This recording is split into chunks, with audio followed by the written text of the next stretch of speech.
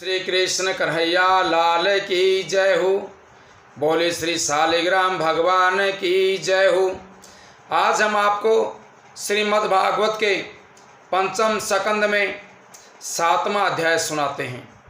अब तक 6ठे अध्याय में आपने जो कथा सुनी, ऋषभ देव जी के चाल चलन को देख करके जैन धर्म का प्रचलन हुआ था।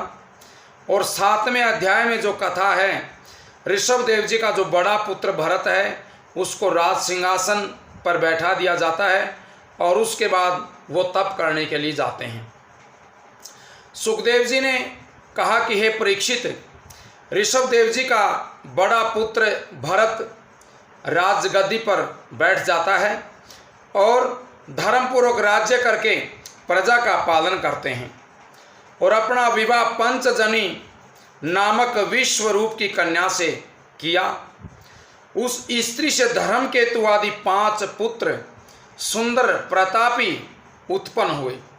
जब राजा ने बहुत से यज्ञ करके उनका फल परमेश्वर को अर्पण कर दिया, तब उन्हें ईश्वर की चतुर्भुजी मूर्ति के दर्शन हुए और भगवान का ध्यान होने लग गया। इसी तरह 10,000 वर्ष राज्य व सुख भोग करके संसारी व्यवहार को झूठा जान करके विरक्त होकर के राज गद्दी अपने बेटों को सौंप करके और आप खुद वन में पुलह आश्रम नदी के किनारे, जहाँ पर नारायण जी शालिग्राम रूप में विराजमान रहते हैं, वहाँ पर बैठ करके भगवत भजन करने लग गए।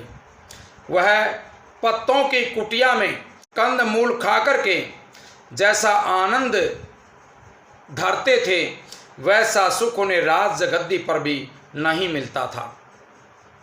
वेद की आज्ञा के अनुसार ब्राह्मण व क्षत्रिय को नित्य शालिग्राम भगवान की पूजा जरूर करनी चाहिए। एक दिन राजा भरत मध्याह्न समय नदी के किनारे बैठे हुए सूर्य नारायण भगवान का ध्यान कर रहे थे। उसी समय गर्भवती हिरणी अपने झुंड से अलग होकर के जैसे ही वहाँ पानी पीने लगी, वैसे ही एक बाघ की आवाज़ सुनाई दी। उस आवाज़ को सुनते ही हिरणी भागी तो नदी का सेतु लांघते समय उसके पेट से बच्चा गिर गया। वह बच्चा तो जीता बच गया, लेकिन हिरणी उस जगह पर मर गई। राजा भरत ने ये दशा देख करके विचार किया कि इस बच्चे को यहाँ पड़ा रहने से कोई जानवर इसे खा लेगा या मारे भूख व प्यास से ये तड़प करके मर जाएगा तो मुझे पाप लगेगा। परमेश्वर ने इसका बोझ मेरे ऊपर डाल दिया है, इसलिए इसकी रक्षा करनी चाहिए। ऐसा विचार करके राजा ने उस बच्चे को उठा लिया और पानी से धोकर के अपनी कुटी में ले आए और गऊ का दूध पिला करके उसे पालने लग गए। बोले श्री कृष्ण कन्हैया लाल की जय हो।